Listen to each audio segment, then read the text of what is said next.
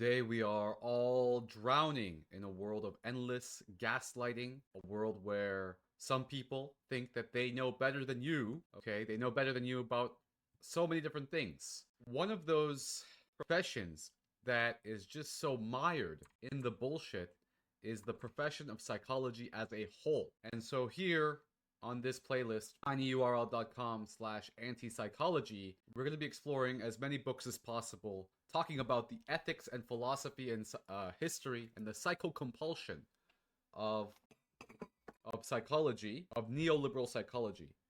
And some recommended books, as we've already talked about, Thomas Saz. He is a critique of psychiatry. There are plenty of other books that we've been looking at here. Carl Ratner, so many, about how the prostitution politics of psychology, of the profession of psychology, is really an inability to think in the field of psychology. And one of those inability to think aspects, and one of the things I've been saying is that, psychology shouldn't be an undergraduate program. It should be only something that you are able to study after you already have a background in philosophy. That's my claim here, because there's just no ethics in psychological research. And we've been talking about how there's just this so much obfuscation happening in the field of psychology, in the field of neoliberal psychology,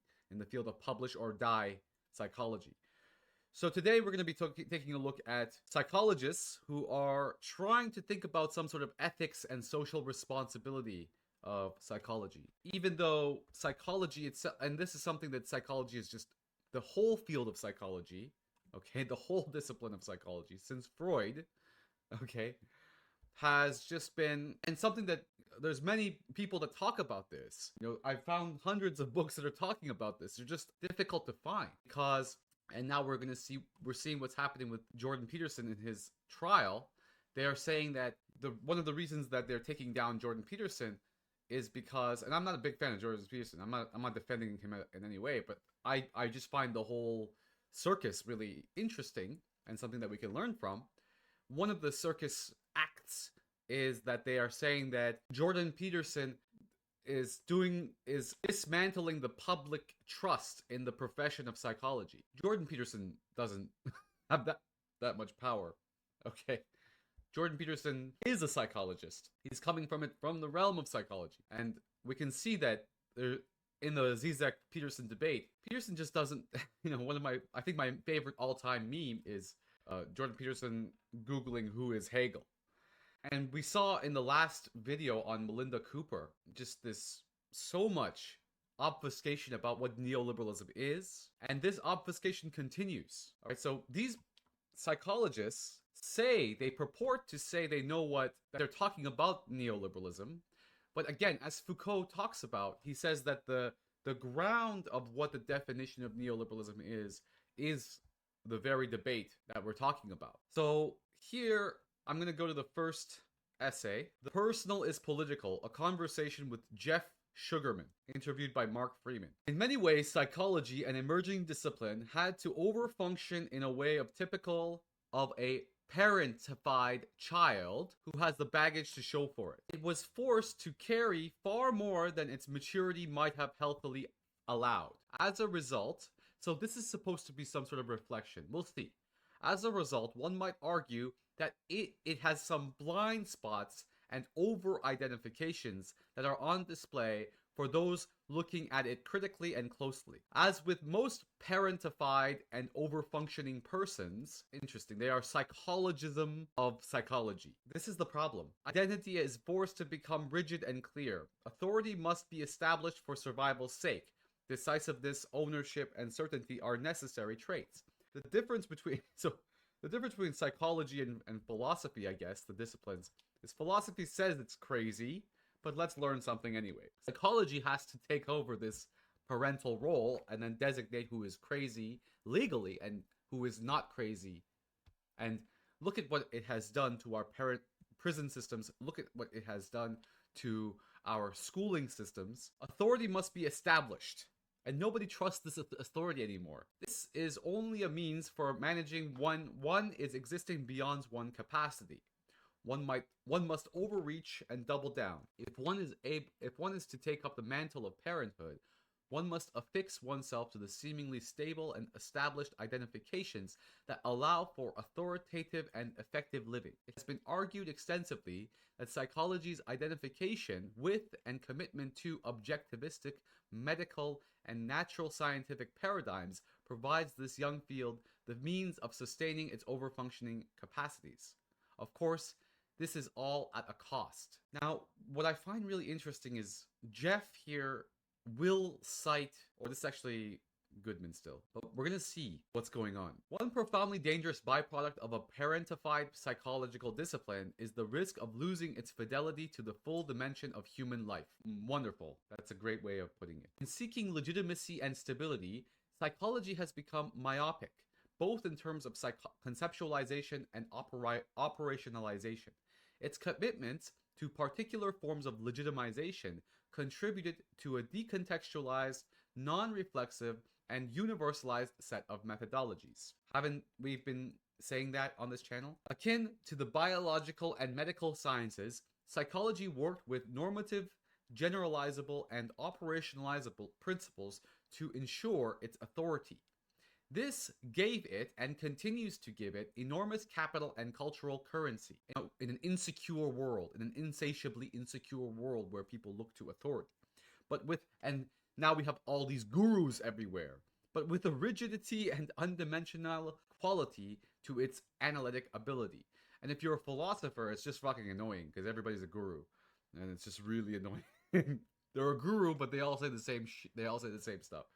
This deprives the discipline from achieving more dynamic, complex, and socio-politically sophisticated engagements with the questions of human identity, suffering, and potential. Kushner and Martin capture this well. For despite a promising beginning that followed the founding of disciplinary psychology, and as we studied in this course, there wasn't a promising beginning. Psychology was born in continuous conflict from Jung and Freud, even earlier than that. From Fromm, we've been learning about that. Constitutive and even Karl Kraus. Karl Kraus is our first Diogenes. He's the first Diogenes to speak out against the hive mind idioms of psychology. What it does is it makes self-fulfilling prophecies in the world. That's regardless of all the scientific 7 sins of psychology that we talked about already. For the most part, by the new discipline's longing for scientific credibility, a desire that took the form of powerful methodological commitments to objectivist theories of knowledge, operationalizable definitions. Operationalizable is one of those critical juncture, those academic words that we use to sound good, and quantified measurements. But such ways of framing the subject matter and procedures of psychology left little room for the study of complex social and cultural phenomenon and processes that could not easily be molded to fit such methodological penchants, at least as practiced by new generations of self-proclaimed psychological scientists. All psychology, the whole freaking thing is messed up. I mean, Erich Fromm was probably the only, maybe, I mean, there's a bunch of good psychologists, obviously, you know, the clinical psychologists do a lot of work critiquing the theory here. Among the risks involved with the decontextualization specifically from people who always say context is everything, and they're trying to be authoritative on subjects too. No wonder everybody's talking about Ron DeSantis, okay? At war with the whole academia. And its resultant myopia is that psychology becomes a mere reflection of and a means of reinforcing ideologies, socio-political realities, and economic arrangements with no capacity to be otherwise. Thank you. There is no hope for psychology. The whole freaking thing needs to be scrapped. Unbeknownst, the reason why it's not scrapped is because it aligns so well. Even its critique of neoliberalism, as we saw with Melinda Cooper, even its critiques of, and I'm not saying psychology is part, Melinda Cooper is a psychologist, I'm saying that there are hive mind idioms that psychology produces that is spread throughout academia. Psychology has overtaken the field of philosophy. It enforces itself even on the field of philosophy. It's so crazy. Psychologisms are enforcing. Why? Because that's basically how we deal. Because there's two types of, let's say, psychology.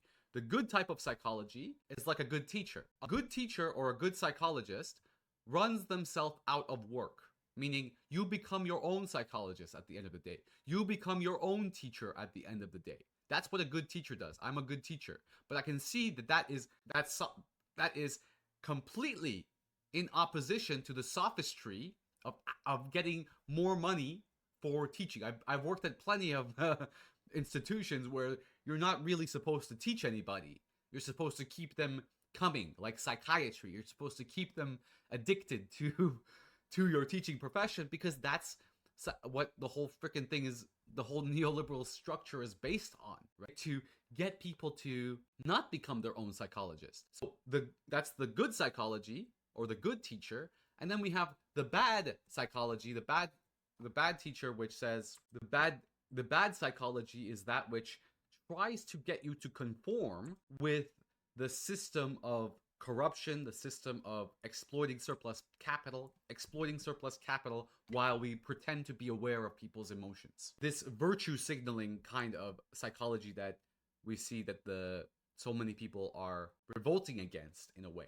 They revolt against it in a way that platforms these dictatorships to fight against the dictatorship of the benign dictatorship, the neoliberal freedom kind of dictatorship of the academic institutions. Because when I talk about psychology, when I talk about academia, I'm talking about something that is just, again, myopic. That's a good word. Unbeknownst to itself, the psychological discipline becomes an agent in the formation of persons, directed by the values of the dominant socio-political and economic forces rather than from a reflexive or critical wellspring. And the worst part is when it's even trying to be self-critical, when it's trying to realize this. This is why I'm saying they all need philosophical education, all right? It's not the College of Psychologists that need to get Jordan Peterson to, take social media training lessons. It's the whole freaking College of Psychology that needs philosophy lessons, really. And including Jordan Peterson. He needs to learn who Hegel is. The only way to upset the managers of the status quo is to contextualize the field back to its originating horizons so that we have a clearer sense of what we are thinking and with and from. Historically situated disciplines allow for the possibility of developing a more dimensional and full, and dare we say, scientifically accurate formation of life. Dare you say, you shouldn't say it at all, okay? Just leave the science at the door, okay? Look at the crisis of psychology, crisis of replicability that's happening now. Leave the science at the door, psychologists. And they're so arrogant. I get into these debates with these people. That's why I have such a strong personality, because I'm healed. I'm completely healed, and I know what I'm talking about. And so when you're talking to these psychologists who deal with, people who are crazy, let's say, I don't want to use that word, but just out there all the time, they all have to have that persona. But once you break, then they can't, and you can't break it down, right? The moment if they get broken down, then their whole profession breaks down. Okay, their whole clinical psychology profession breaks down. Such actions provide the possibility of liberatory and critical conceptualizations as well as praxis. Now here's where I'm when they start to repeat hive mind idioms, when they start to use those expressions, the soil from the modern psychology, this is what ChatGPT can write, like, I'm so glad about my, just going out there with my master's paper, like carrying over the burdens of trace. I just didn't use any popular expressions, because the whole work was based on ritual. And I'm so happy about it, because I know that there can be never a time when GPT could replicate what I wrote, a couple of years ago. That was basically the paper that I wrote that, I was created my subjectivity, basically. The soil from which modern psychology sprouted has very particular set of nutrients, has been irrigated through a distinct method, and has baked under the sun of a unique climate. However, Truth claims and knowledge sets from the field of psychology are rarely placed within its own framing. Yeah, that's called philosophy. That's what philosophy is. Okay? This is an essential step. That's what philosophy is, going meta, okay? The anthropology of anthropology, okay? You can't do the psychology of psychology because that's just psychologism, and they're doing it. They're doing it. One of the fundamental purposes of this volume is to forward, okay, let's just keep going. As an economic system, neoliberalism or neoliberalism, I don't know why they did that, is the term, okay, General Hayek, Friedman, blah, blah, blah, Wendy Brown, all this crap. Let's keep going. What have been the resistances and impediments to your work being received in contemporary discipline of psychology? Viewed within the context of neoliberal, neo-capitalistic, why do they make a distinction like that? It just shows that they don't really have an idea. Neo-capitalistic world order, what would the field need to do right in its course? The overall social arrangement in our society is grossly unjust, and yet many of us assume that all people, regardless of their conditions in which they live, should arrive at the same moral conclusions as those people who have wealth and power. That's a great point. How should psychology take up the issue of civic obligation and the freedom to make choices when the conditions are so unjust? What I'm doing here is just saying that they ask the questions, but they aren't able to be fully reflective about them. How should psychology promote psychological freedom within both personal and political domains? You can see where I'm going with this if you followed along in my channel. So the first interview is "The Personal is Political."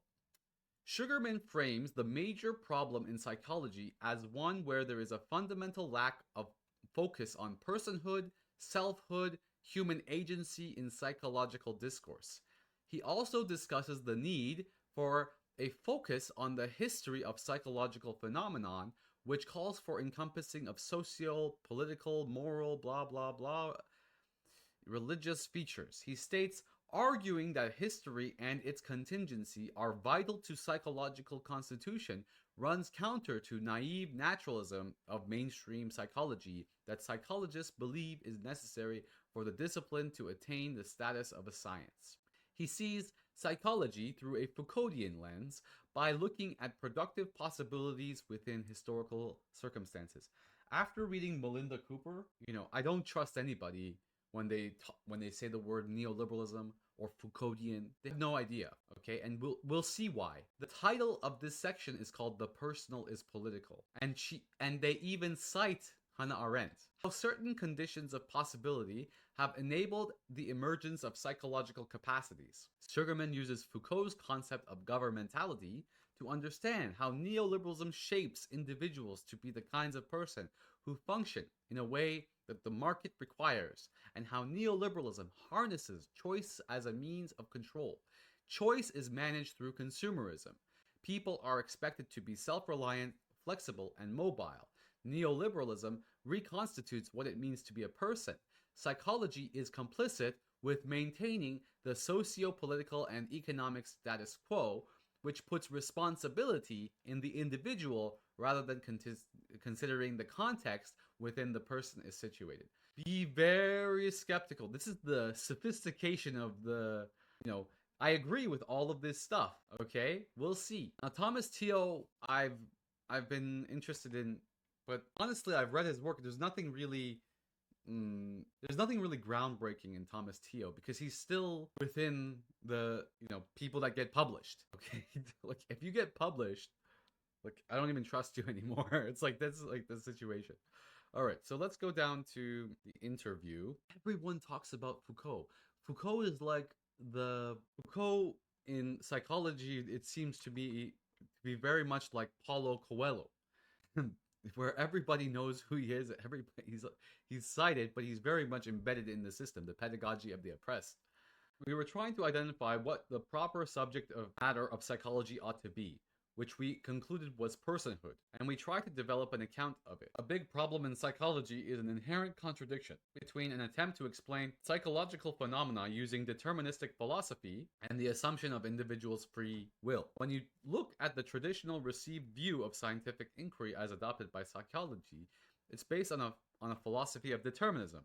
Determinism asserts that every event has a cause. If you see a psychologist, most psychologists, at least implicitly, hold the belief that people have free will. If individuals don't have free will, if they can't think about their situations and make changes based on their own volitions, then what's the point of going to therapy? The same applies for education. What's the point of educating people if they don't have agency? So there's this inherent contradiction, one of many, in psychology. That's why we need a philosophical education. That prompted us to. This guy went to Simon Fraser. Ugh. It prompted us to start looking at the phenomena of interest to psychologists, the way in which we were being studied, and try to develop what we thought were viable conceptions of the matter of psychology. Personhood, selfhood, human agency, and martial arguments about how the techniques and methodologies that were being employed by psychologists were inappropriate to the subject matter if strict determinism doesn't hold. Why are they trying to reinvent the wheel? We present an argument for compatibilism, that is, human agency as self-determination. But that took us into a fairly broad, abstract question of metaphysics, ontology, and epistemology. Yeah, why?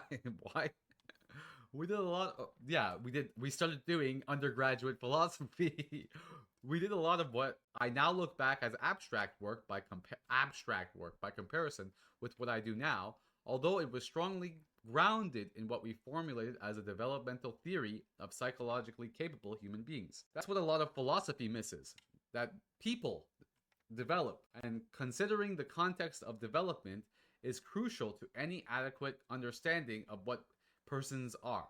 So philosophy misses the idea that people develop. What are you talking about? We investigated the work of Vygotsky and Mead and other socio-culturally oriented developments to try to flesh out this developmental picture that would give us a clear portrait of the subject matter of psychology, namely person. Vygotsky, very good. Say a little bit, if you can, about how we might think of agency and socio-cultural context. How do we view these two things at the same time? Why don't people read Hegel, man? I think that the human psychology, or more specifically, psychologically capable reflexive human agency, is a developmental accomplishment. It has a biophysical and sociocultural origins. Once it emerges, individuals' linguistically enabled interpretations become active in anything they do. Importantly, once it emerges, the psychologically capable reflexive agency responsible for those interpretations can't be reduced to its sociocultural and biophysical origins. Not if they are repeating shit. Look, it's a theory of the underdetermination of agentive psychological being by the condition that provides for its possibility. That is it in a nutshell. That's actually pretty good. It's very difficult. That's pretty much, I don't know. I think, am I just reducing everything to Hegel? I don't know. It's very difficult to make an argument for human agency. And my argument by elimination. Okay. Our strategy is to rule out the possible explanations for human agency that exclude the agent's own self-determining capabilities. Once you rule out that human agency can be reduced entirely to our neurophysiology or to sociocultural processes, as some social constructionists have proposed. Okay, see, now here's the interesting thing, right? As some social constructionists have proposed, or to the contingency of evolutionary drift, and so forth, if you cannot reduce persons down to one of those things solely or in combination, good, then the only thing left to account for human action and experience is self-determination, agency or self-determination. That abstract work became supplanted by increasing recognition of the importance of history and its contingency, of the specific histories of psychological phenomenon, or what Danziger calls psychological objects, and the particularity of their formation. Danziger describes his historical work as biographies of psychological objects. Biography is a nice way of capturing that psychological phenomenon have a history that can be told in ways analogously to how you would tell the story of human life, and with all its contingency and happenstance. This is the case whether you're giving an account of memory or motivation, as Danziger has done, or psychological disorders in the way that Ian Hacking has described. This is good. The feature of human psychological development in history. The features of human psychological development in history. They all have particular historical trajectories that are the product of specific constellations of social whatever, and they bear the marks of their eras. To understand something like memory or behavior or social anxiety or trauma, you have to go back and trace the history of these concepts and the particular ways that they developed. And now we stop here and we remind ourselves of Leo Strauss, that even looking at things historically or in a Foucauldian fashion, you are ascribing some aspect of universality. You have to take yourself out and look at history, but when you're doing that, you're taking yourself out and looking at history. You are creating a universalist perspective while you think of yourself as being in the tradition of Foucauldian historicism. Looking at concepts as archaeological sites where layers of meaning have to be excavated to see how they have been transformed over time. See, this extra level, right? Watch my video on Hegelianism versus Spinozism. This extra level of having to step outside is not seen as a historical action by itself. When you do this kind of work, the contingency and possibility for things that have become otherwise becomes glaring. So over time, and then because you don't see yourself as being because you think of yourself as being historical and you don't see the ahistoricism of seeing yourself as being historical, that's where we have such a sophisticated idea. This sophisticated form of neoliberal control is right there, and we'll see. Over time, my work has been more concerned with this history, a specific kind of history. I've become more focused on the particularities produced by the historical, socio-political, and economic context in which personhood is shaped. And the term for this kind of historical work is historical ontology. Okay, so that's great. So he actually notices that there's ontology there. One from Foucault. I'm not sure if he totally understands what we'll see. One thing that I would say is that you have to understand the difference between influence and constitution. Most psychologists will admit that the context influences human psychology, but to say that context constitutes human psychology is a much broader claim. It's to say that the stuff of our psychology consists in social, cultural, moral, ethical, political, and so forth, and he keeps doing that. And these things actually constitutes the form of human psychology takes. It's not as if our psychology is fully formed, that these are merely external influences. That context can just be another variable. This in itself is something that's repeated as well. I want to defend that there is a distinctive subject matter of psychology. The big problem, and this is my problem with psychology, right? The idea is that the mind is in the person. Is it? The big problem of psychology, I mean, we're speaking in languages. The big problem of psychology is that if you can reduce reflexive agency to a cultural artifact, as many social constructivists have, and it's so interesting here because he notices, he calls them social constructionists. But we'll see, look at what happens. And everything is just socially constructed, then there really is no psychology, and we might as well close the door on the discipline, become cultural theorists, and forget about psychology. Yes, great. The same holds for neurophysiological or evolutionary or computational reductions. So he calls social constructionism reductionism. Interesting. I want to retain a space for sui generis psychological subject matter, and I think that personhood and all that it comprises are genuinely psychological phenomena that comprise a distinct psychological subject matter irreducible to these things. So I suppose that I want to use constitution rather than construction to separate myself from certain folks that just see us as manifestation of our culture and nothing more. Part of my shift in my thought was a consequence of encountering Ian Hacking's work. Hacking is a Canadian philosopher who has done extraordinary historical studies. The idea of looping effect comes from him. Here's how the looping effect works. There's a psychological description in use. Ah, this is what I call hive mind idioms. There's a psychological description in use. We appropriate it. We start to understand our lives in the terms that it sets. Nice. This gives rise to the possibility of new actions and experiences that in turn promote new descriptions and then get appropriated. We can call this, I call this hive mind idioms in my hashtag, hive mind idioms. I call it, and the problem with this is a lot of people who like to repeat things that other people say that haven't built their own subjectivity, basically. So this is a psychological looping effect.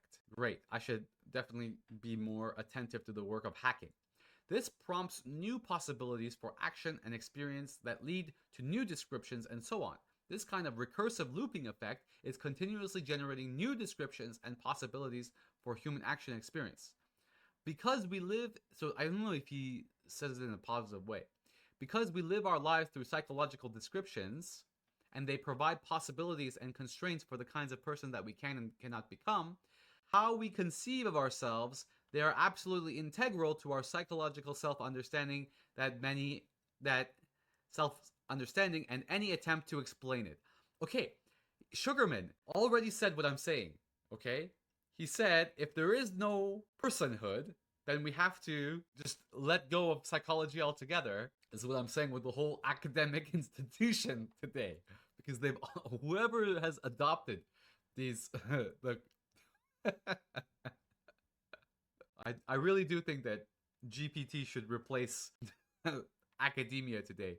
They're trying to get rid of the mysteriousness of, for example, of life. They get rid of the mysteriousness of life from an early age, but that mysteriousness is what you need in terms of sexuality. And we're going to be looking at Zizek. They try to impose ideologies since the first grade. And the reason why I'm even doing all of this is because I was a soldier. You know, they turned me into a soldier, right? They turned me into a soldier of the ideology, okay? And now when I realized it, I'm like, oh man, that's not how things should be, okay? First thing is, never tell anybody at a party that you're a theoretical psychologist. I've been deeply gratified by the ways in which my colleagues in theoretical and philosophical psychology have taken up my work, both affirming it and being highly critical of it, which is terrific for a scholar. As you know, the greatest gift of your colleagues can give you is a most trenchant critique of your work that they can muster. This is good. I love this, right? To critique is to love. That's moved me forward in all kinds of ways. My work has been taken up by applied disciplines. So counseling psychologists read it. People in nursing, social work, education, business. I recently had correspondence with an eye surgeon who thinks that my work on neoliberalism applies to his field. There's been a handful of philosophers who have read it. My work hasn't managed to penetrate the psychological mainstream. It can't. Psychology is inherently neoliberal. Okay? It's just, it can't not be. For too long, they've already set the social reproduction in the world of neoliberalism. There's a number of reasons for that. Because the prison system relies on that. The whole freaking structure relies on that. Sometimes I wonder if there's something wrong with me and that I have to do and what I have to do. You know, I just can't do it any other way. These questions arise for you and you feel driven to pursue them. Fortunately, I have a job that allows me to do that. But when I think of the field generally, that there's impediments like naive naturalism. Danziger was a lovely allegory to describe it.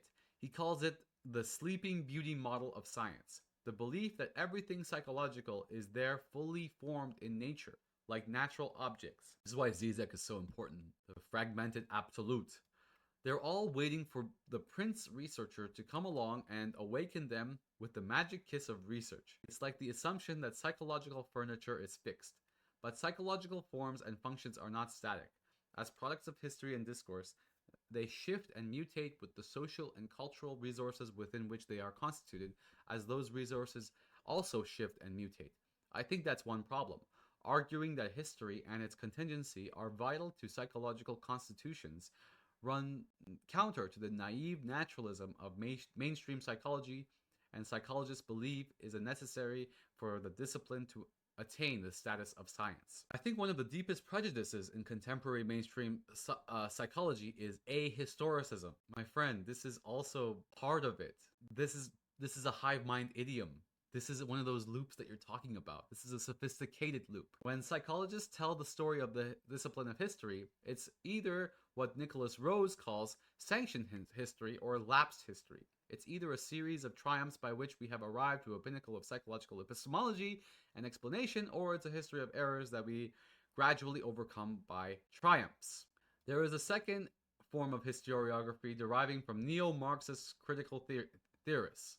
Neo-Marxist basically means neoliberals today. That history is full of oppression, and that once we uncover these oppressive structures and become aware of them and their effects and their possibility of emancipation, there's a possibility of emancipation. I tend to see history through a third, more Foucauldian lens by looking at the productive possibilities within historical circumstances. This is not to deny that historical oppression has taken place, but instead to focus on how certain conditions of possibility have enabled the emergence of psychological capacities. So I think psychology's bias against history has been a problem. But the problem is, I just already explained it. Historicism is itself ahistoric. You have to be outside to see the history. There is another problem. And here is the key. This is why I want to read this text. This is a great text. It really highlights everything I'm talking about. Again, it's very much like the Melinda Cooper text. They think they know what they're talking about, but they're just slightly off. And because they're slightly off, they're trying to shoot for the moon, but in astrology you're off by 1% and you're totally wrong. I think psychologism, a term that I have borrowed to describe a style of thinking or a style of reasoning, is a problematic assumption on which most mainstream psychology operates. Remember, he started with a psychologism, the psychologism of psychologizing psychology. The term of reasoning originates with the history of a man named Alistair Crombie.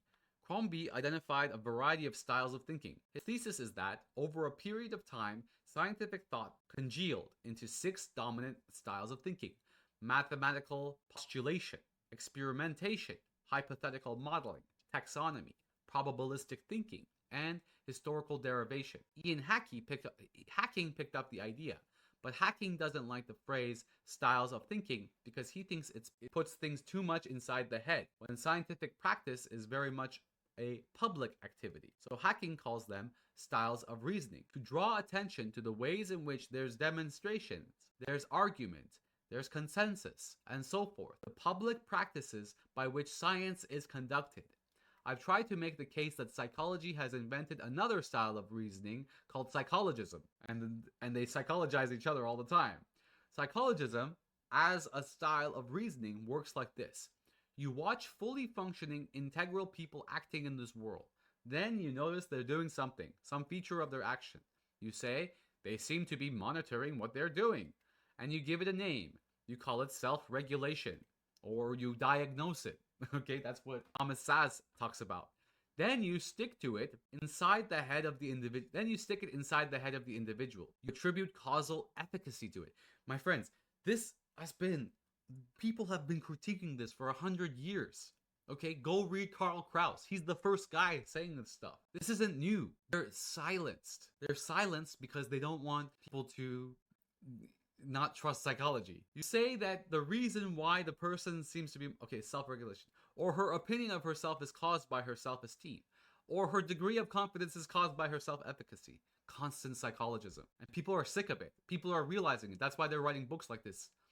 The reason she doesn't try to do things is caused by a fear of failure, or a conception of herself is caused by her self-concept, or so on and so on, conveniently forgetting that something can't be the cause of itself. Then you invent an instrument that supposedly taps this feature. This is called diagnosis. This is called psychological diagnosis, which Carl Sass already made this argument. What is this? In the 70s, okay? This is just this book, The Medicalization of Everyday Life, is just the culmination of all this work. Thomas Saz is the friend of Karl Kraus. All this stuff is years old, but nevertheless, you proceed to make claims about it, its structure and function, about how it's correlated with other supposed psychological entities. You advise people to pay attention to it and develop technologies to intervene in it. Not only technologies, you develop hive mind idioms, more and more hive mind idioms. Okay, just you write it up and publish it. You have to write it up and publish it because it's publish or die, which adds to the seeming legitimacy. You publish or die, you add to the seeming legitimacy with your freaking p hacking, h hacking, crisis of science. I read recently that psychologists have discovered a new personality called need for drama.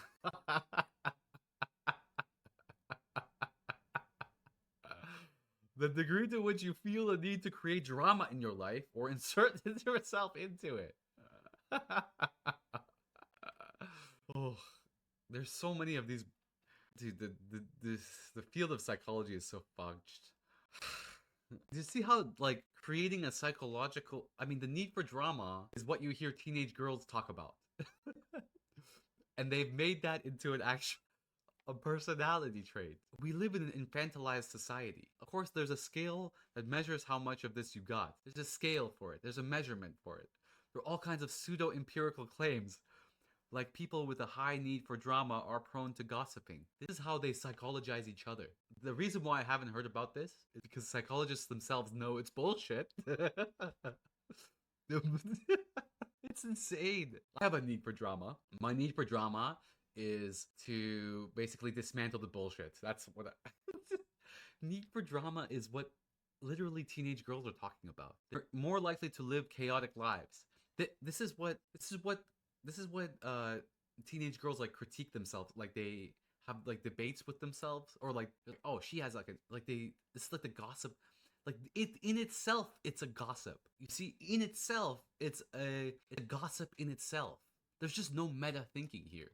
They're more like they have a tendency to inflict contrived crises on others. They have a tendency to inflict contrived crises on others. And the easier version of this is how everybody sees projection in everybody else. Oh my goodness. Everybody right now, oh, you're projecting, he's projecting, everybody's projecting. Notice how none of these claims are at all empirical. They're all true by logical necessity because they're the ones that, oh my goodness. Beyond the question of whether such a thing as need for drama exists, what would it mean if researchers found that people with a high need for drama were less prone to gossiping or less likely to live chaotic lives or less likely to be invented crises on others? The findings are analytically entailed by what is meant in ordinary language by a need for drama. Psychology is full of this kind of pseudo-empiricism. Okay, now you see how a lot of the things that he's saying can be seen as hateful, okay? Now look at what he has to do. Individuals are more likely to be surprised when an alternative outcome... Oh, Simon Fraser University, god damn it. Individuals are more likely to be surprised when an alternative outcome is expected. We tend to repeat things we find pleasurable. Individuals who have a history of repeated failure are less likely to attempt things. Those who are predisposed to taking risks are more prone to practicing unsafe sex. Children who have yet to develop the idea of one-to-one identity can't determine if two different arrangements of the same number of objects are equivalent. All of these things are published claims by psychological researchers who have said that they are evidenced by empirical studies. This is why I started the series with that 7 Sins of Psychology, because we can see the empirical studies it's nonsense on stilts. They're not empirical claims, they're logical claims. Not one of those studies ever needed to be conducted. The reason why they're conducted is because we need to get published and we have to have our careerism, okay? And I need to get my degrees and I need to move up the ladder. And next thing I know, you become an authority figure. Pseudo-empiricism is a byproduct of psychologism. There's more to psychologism than this. Sorry, there's no way I don't know how to say psychologism in any other way. Psychologism as a style of reasoning has been a place in psychology for a very long time. In fact, I would say it's been there for so long that it's unable to be separated. Okay, we have psychologism and psychoanalysis. Okay, when you look at the study of attitudes or personality or the study of self-regulation, they all kind of take this kind of form as a style of reasoning. Every paper is like this. Okay, I'm so tired of reading bullshit. Like every paper is like this. So I'm glad that he's seeing it. But still, I want to focus on that 10% that he misses, because it just, when you're off by 10%, it's a completely different place that you're going to be. A key feature of styles of reasoning is that they are self-authenticating. By this I mean that they determine the kinds of propositions that are going to be counted as true. Styles of reasoning determine the criteria for what counts as legitimate questions and the kinds of answers that are considered appropriate. By self-authenticating, or self-authoritizing, let's say, they create this insular way of maintaining their authority. And all of this is peer-reviewed and published. If you go back in history and look at Wundt's methods of introspection, belief in an inner private mental theater validated the logic of methodology of introspection.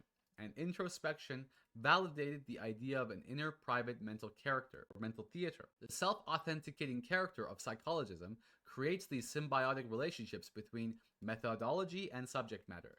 Moreover, because of the self-authenticating features of psychologism, its insularity and circularity, circular logic, let's say, in order to critique it, and this holds for any style of reasoning. You have to step outside of it and gain perspective from another vantage. You can't critique a style of reasoning from within that style of reasoning. That's why history and philosophy are useful to psychology.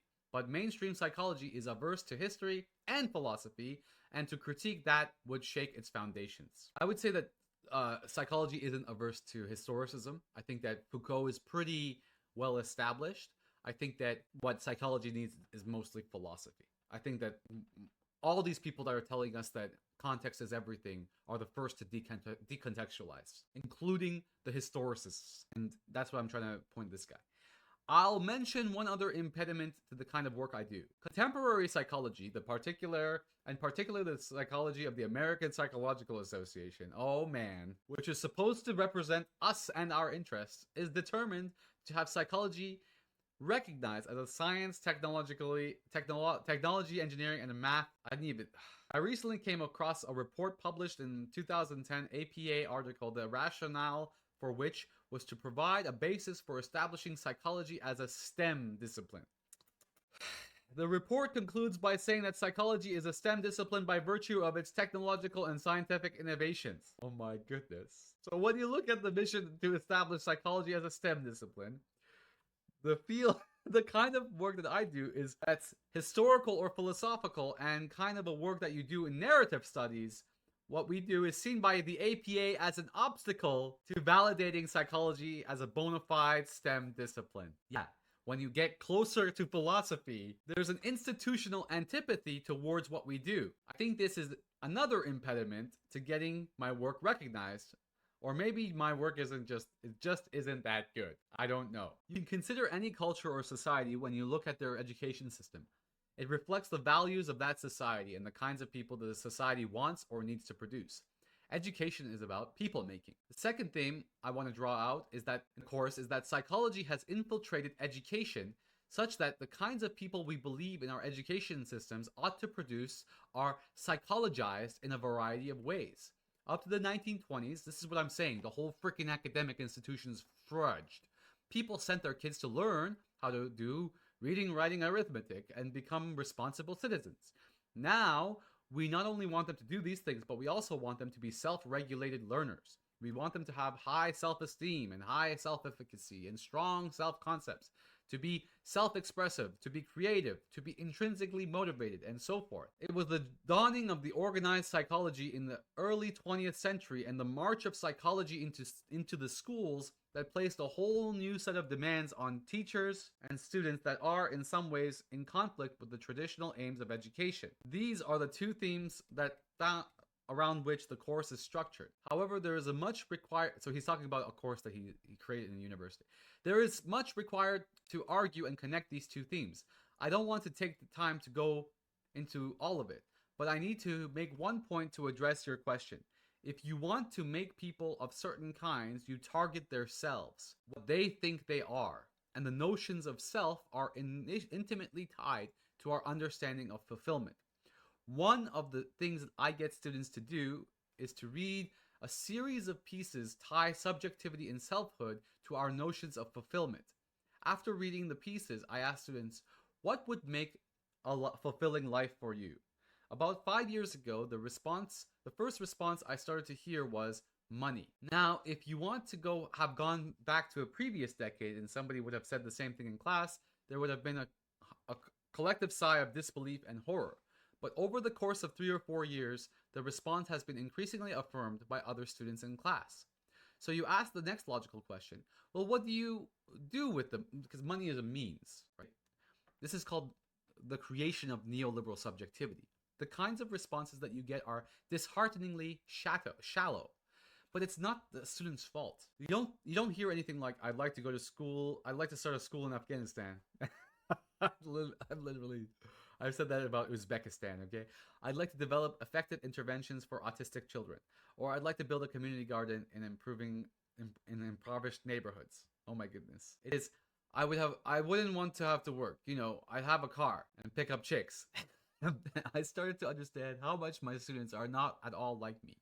The biggest mistake that I can make in teaching is to walk into the classroom and think, these people are just like me. They're very different than me. I came across Phil Cushman and his former student Peter Guilford, insightful piece in the now defunct journal, the Psychohistory Review.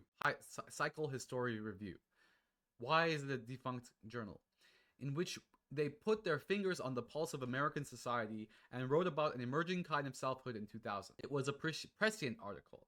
I also read Richard Sennett's 1998 interesting little book called The Corrosion of Character, in which he talks about the ways in which contemporary socio-political and economic climate was reconstituting people's understanding of themselves, particularly in the view of the context of globalization or neoliberal colonialism and the effects it was having on employment. These writings really got me thinking about who my students were and what made them different from me.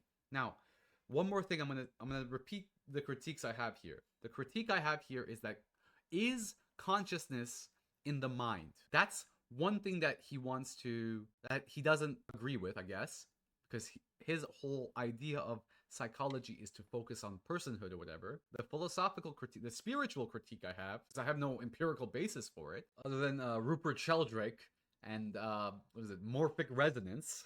Okay, that's the closest idea of consciousness. I mean, there's just no empirical basis, but I like that the spiritual side of it, and maybe some Jungianisms or whatever. But I'm very critical of Jung, so that's the first thing I want to say before I continue. And then the second thing I want to say is the idea that historicism itself is ahistorical, can be ahistorical in a way. That's a Leo Strauss argument. So now let's get into what I'm saying here. As I got further into reading on related topics, I began to realize the importance of politics and economics to psychology. A little late. Politics is concerned with the exercise of power and control over people. It's also concerned with the ways in which our subjectivity is constituted by that power and control, and this is what happens when within certain kinds of economic arrangements. Again, if you want to make certain kinds of persons, you have to target their conceptions of the self. I started focusing my reading on political theory and economic theory, for which I was admittedly completely under-equipped. Because I was a psychologist, I'm interested in personhood. Okay, personhood. I started to appreciate just how much the personal is political. Bum, bum, bum. He says he's under-equipped, and then 2 lines later, he repeats this one. The personal is political. Baby, that is the neoliberal idea that you're talking about the whole time. Read, and I would tell him to read Hannah Arendt, but guess what? He cites Hannah Arendt. He doesn't cite all of Hannah Arendt, he just recites the origins of totalitarianism. But Hannah Arendt's whole work is the personal is not political. Okay, we need that personal space of self-reflection in order to realize kind of the personal is political. The personal is political is like the straw man version of Hegelian subjectivity. Okay, for this, go to my video called The History of Mental Health Regimes That Uphold Neoliberal Subjectivity, something like that, or my Ritual Traces series. When I use the term personal, I'm talking about personhood. That personhood is inescapably political. What about your language? Okay, the language Okay, we don't have to get political right away. Okay, when the personal gets political, everything is neoliberal. Okay, if you don't understand what I'm saying, now is the time to go on my Unwitting Colonizers playlist on YouTube. You cannot talk about the psychology of personhood without addressing political and economic issues, blah, blah, blah. Now he repeats hive mind idioms and their formative influences on psychological constitution. This was what led me to neoliberalism. My friend, the personal is political is the neoliberalism. Do you see the obfuscation going on? When I talk about neoliberalism to audiences of our age, folks in their 60s, they nod immediately and get it. But when you talk to younger audiences, they think I'm criticizing them and I'm about elevating the merits of my generation. Consequently, I have to be quite careful. Yeah, that's the thing. I've gotten that too. These Gen Z, Gen X people. I take my lead from Foucault. Don't take your lead from Foucault. Take your lead from Leo Strauss. I'm looking at the productive possibilities, not just critique. But there is a critique there. I worry about the future. I'll get to that in a moment. Foucault wrote an insightful paper written in 1984 called What is Enlightenment? He borrowed the title from the piece of 300 years earlier by Immanuel Kant with the same title. Now, look at my video called The Conflict of the Faculties, the modern conflict of the faculties. Look at what psychologists have done to Kant. Kant was solicited by a magazine in Germany to write a piece for them. The English translation is called of the title of the magazine is The Berlin Monthly. They had this marvelous idea of going around to famous minds of the time and asking them to write about what it's like to be living now. What's it like to be living in the Enlightenment? Kant writes this essay on what it's like to be a citizen of the Enlightenment. What he says is the motto of the Enlightenment is to use your own reason, that people in the Enlightenment had stopped blindly accepting authority and started thinking for themselves. But another thing that Kant does is that he says this is what differentiates his present from the past. Kant differs from his contemporaries in that he uses the past as a point of contrast with which to interpret the present. Our commentators had not done this. They interpreted the present as portending the future. Foucault picks up on this and notes how remarkable it is that for the first time somebody uses the past to critique the present. This historical strategy became emblematic of Foucault's work. I suppose I'm involved in the same kind of method of critique of the present, but it's not simply a critique. It's critique intended to open up new possibilities. As you know, Kant was interested in uncovering the transcendental conditions of human thought and experience. Foucault, and this transcendental condition is what I'm talking about when I'm saying that the mind, that it's not established that consciousness is only in the mind. This is my way of saying the personal is political. Okay, the personal is political by itself. It's neoliberalism. But transcendental subjectivity, transcendental, from Kant to Hegel, all that stuff, German idealism. Foucault was interested in which of these conditions were dispensable, which of them are not necessarily transcendental but could be subject to change.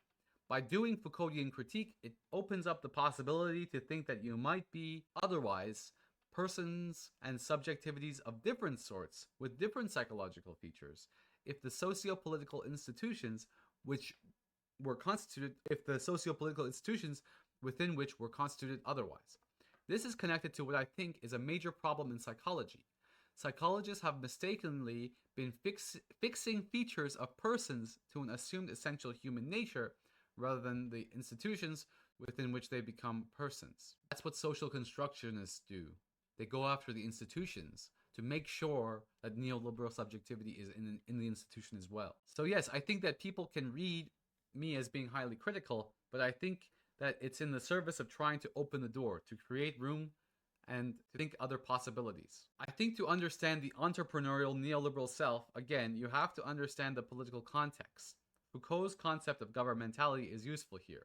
Governmentality, or biopolitics actually, I would say, refers to the process and functions of socio-political institutions that regulate our attitudes and our conducts. With respect to the neoliberal self, two of the most important features of neoliberal governments are market rationality and the provision of choice. Neoliberal philosophy attempts to impose market rationality on every feature of human existence, every human endeavor, including our most intimate relationships. That's what the personalist political is. Sugarman. Sugarman. Neoliberalism is not a theory that tries to describe the way of things are. It's a theory or a model that's being imposed on the world. In neoliberalism, one of the ways it's imposed on the world is by obscuring itself. How does it obscure itself? Because even the people critiquing it repeat its hive mind idioms. It's conversely to compel individuals to become the kinds of person who function in a way that market requires. These are the individuals who take up the values of market rationality.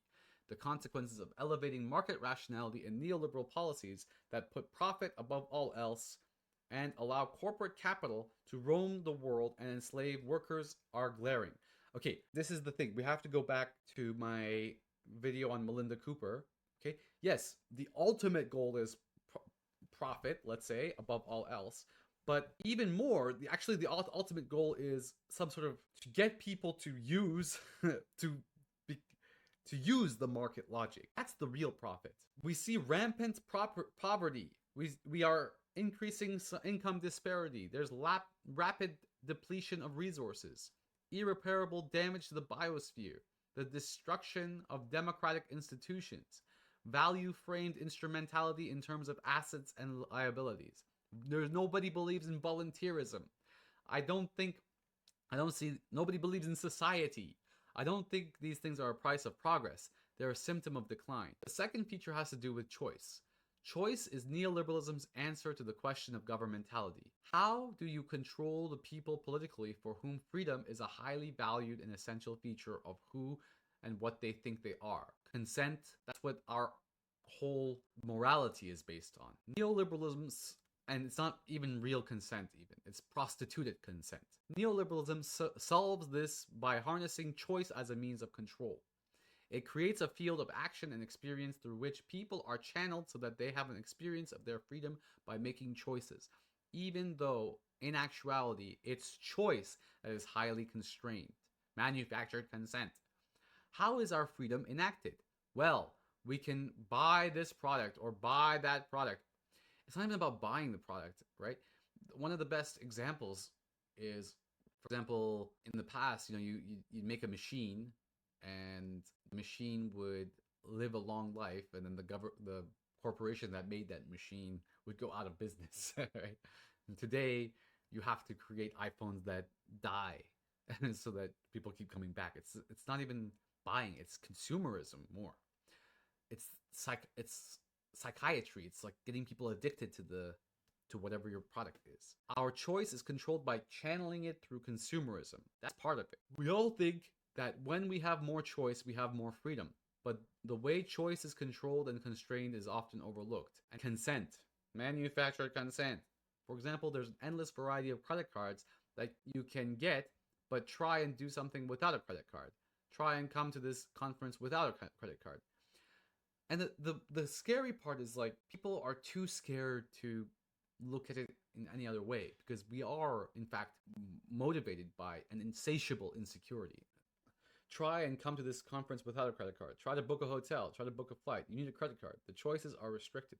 Another tactic of neoliberalism is to reduce government welfarist programs. No, it's not. It's to shape the welfarist programs, and we talked about this with the whole Melinda Cooper thing. It's to shape welfarist programs, to prison programs, all these rehabilitation. There's all of these.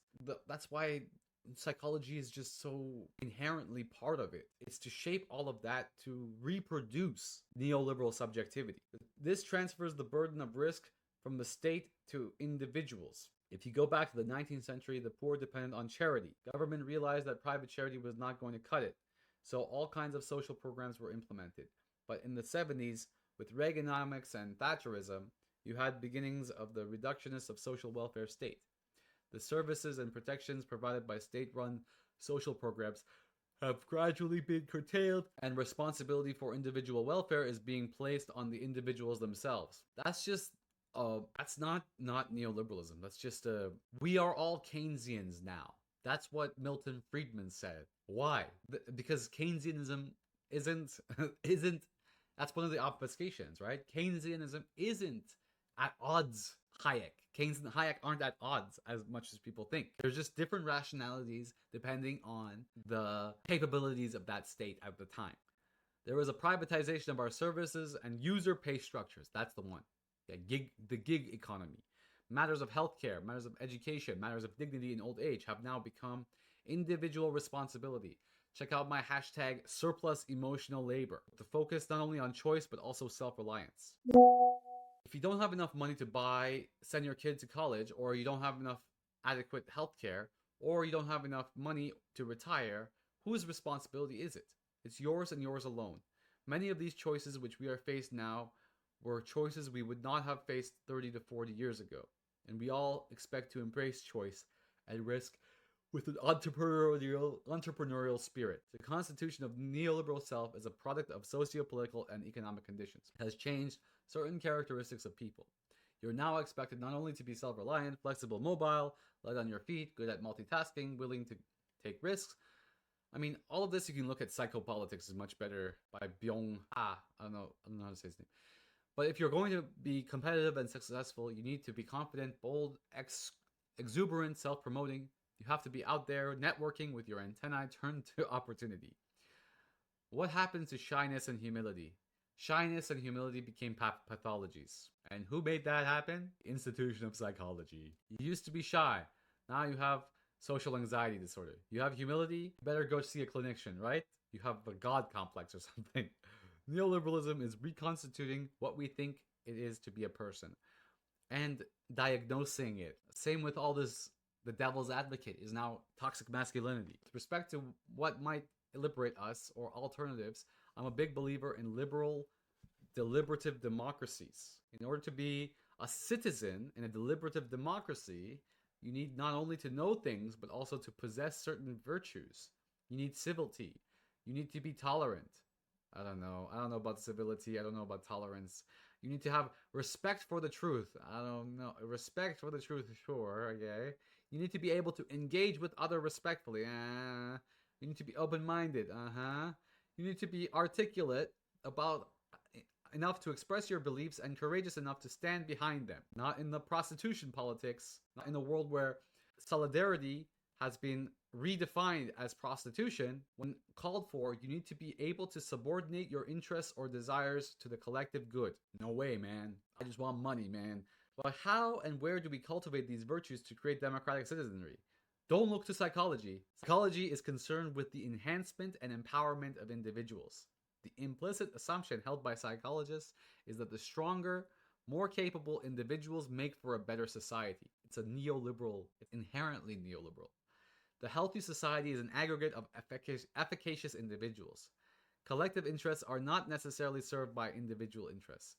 Often interests conflict, and in liberal deliberative democracy, sometimes individuals need to put the interests of others above their own.